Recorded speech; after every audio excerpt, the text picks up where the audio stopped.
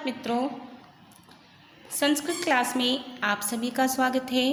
छात्रों, आज हम पढ़ेंगे विसर्ग संधि का तीसरा प्रकार सत्व संधि। प्रीवियस वीडियोज़ में मैंने आपको विसर्ग संधि की परिभाषा, उत्व संधि, ऋत्व संधि आदि के बारे में जानकारी दी। छात्रों, यदि आपने मेरी यह वीडियो नहीं देखी हो तो प्लीज़ आप एक बार मेरी वीडियो को देखें ताकि आपको उत्व संधि, ऋत्व संधि आदि को समझने में आसानी रहेगी। तो चलिए छात्रों, आज की हम शुरू करते हैं सत्व संधि। तो छात्रों, यदि आपको सत्व संधि समझना है तो हमें इन नियमों को अच्छी तरह से याद करना होगा कि यदि मान लीजिए हमारे सामने विसर्ग संधि का कोई उदाहरण दिया हुआ है और हमको उसको पहचानना है, तो छात्रों हम उसकी पहचान कैसे करेंगे? तो सबसे पहले पहचान तो यह है कि हमें विसर्ग संधि को पहचानना है। और विसर्ग संधि को पहचानेंगे कैसे?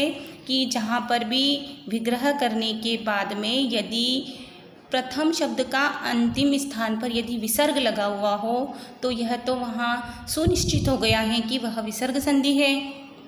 फिर अब हमको उसके प्रकार को समझना है, तो उसको प्रकार को समझने के लिए हमें प्लस के बाद में क्या क्या ध्यान रखना है कि यदि मान लीजिए हम सत्व संधि पढ़ रहे हैं, तो यदि मान लीजिए विसर्ग के बाद में यदि च या छ, इन दो वर्णों के बाद में विसर्ग के बाद में च या छ, यदि ये दो वर्ण यदि होते हैं तो विसर्ग के स्थान पर ये यानी इस स्थान पर आपको क्या बनाना है?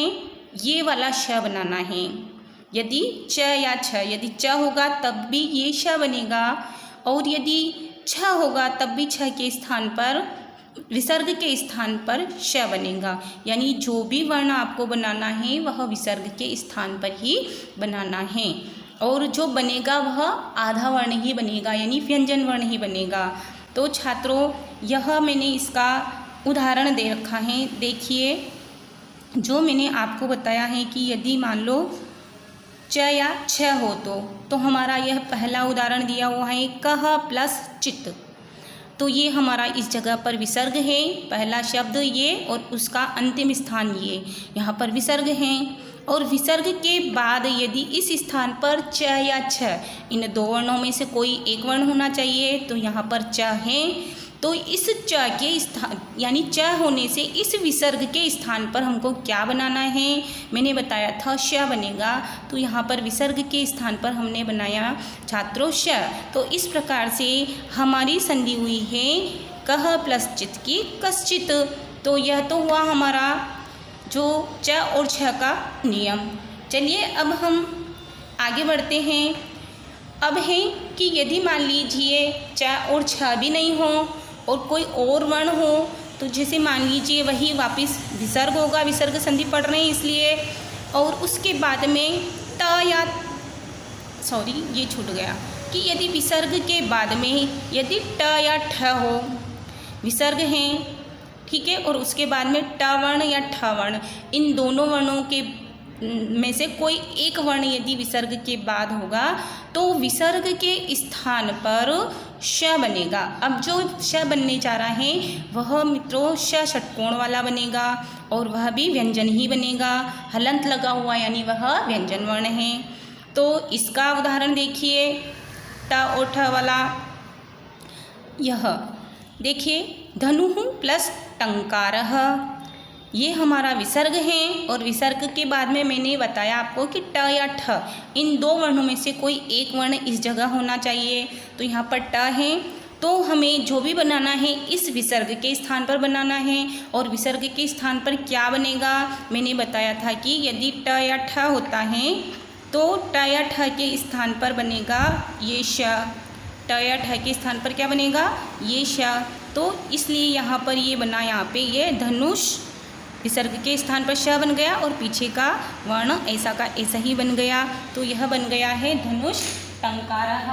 छात्रों, अगला जो हमारा वह है नियम, वह यह है कि यदि मान लीजिए विसर्ग के बाद यदि मान लो त या थ हो, तो त या थ बताया है यहाँ पे कि यदि विसर्ग है और विसर्ग के बाद यदि त या थ हो, जैसे ये हमारा अगला विसर्ग हो और विसर्ग के बाद में त या थ हो, तब विसर्ग के स्थान पर स हो जाता है।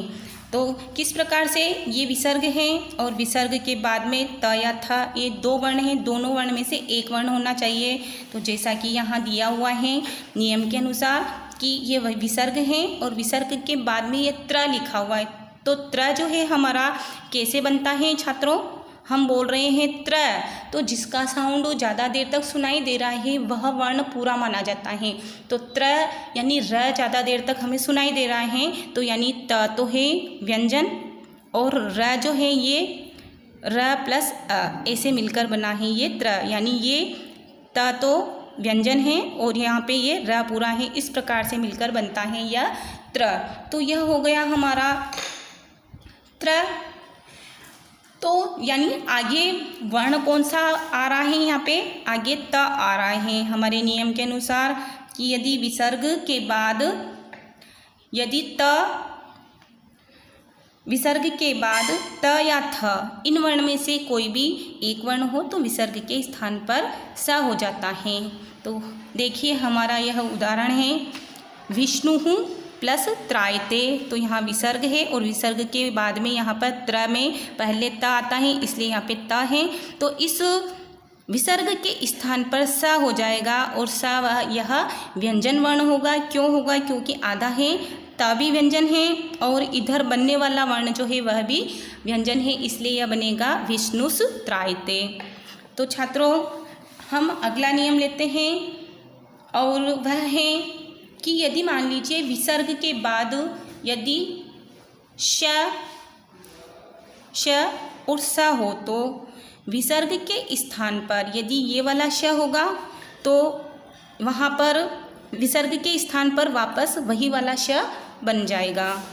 यदि विसर्ग है और विसर्ग के बाद यदि ये श है तो विसर्ग के स्थान पर श बन जाएगा, और यदि विसर्ग है और विसर्ग के बाद में स है तो विसर्ग के स्थान पर यह स हो जाएगा। यानी विसर्ग है और विसर्ग के बाद में जैसा श वर्ण है तो विसर्ग के स्थान पर वही श वर्ण बन जाता है। उदाहरण के द्वारा हम समझते हैं कि हरिः प्लस शेते, विसर्ग है और विसर्ग के बाद में ये वाला श है तो विसर्ग के स्थान पर ये बना यह श, जैसा श है वही श इस विसर्ग के स्थान पर बन गया। अगला है रामः प्लस षष्ठः, विसर्ग और विसर्ग के बाद में ये श है तो विसर्ग के स्थान पर यही वाला श बना और इस प्रकार बना रामषष्ठः। बालः प्लस स्वपिति, विसर्ग है और विसर्ग के बाद में यहाँ पर स है तो विसर्ग के स्थान पर वापिस वही स बन गया। तो छात्रों, यह थी हमारी सत्व संधि। तो एक बार मैं इसकी डेफिनेशन आपको बताना चाहूँगी कि छात्रों, यदि विसर्ग के बाद में च छ ट ठ तथा त थ हो तो च छ के स्थान पर श, ट ठ के स्थान पर श, त थ के स्थान पर स हो जाता है। और यदि मान लीजिए विसर्ग के बाद में श श स ये वर्ण हो तो विसर्ग के स्थान पर पुनः श श स हो जाता है। छात्रों, आपको मेरी यदि वीडियो अच्छी लगे तो प्लीज़ आप लाइक करें, कमेंट करें तथा सब्सक्राइब करना न भूलें। और ये आपकी जो भी वीडियोस की डिमांड है प्लीज़ आप अपने कमेंट बॉक्स में अपने कमेंट शेयर करें। Thank you.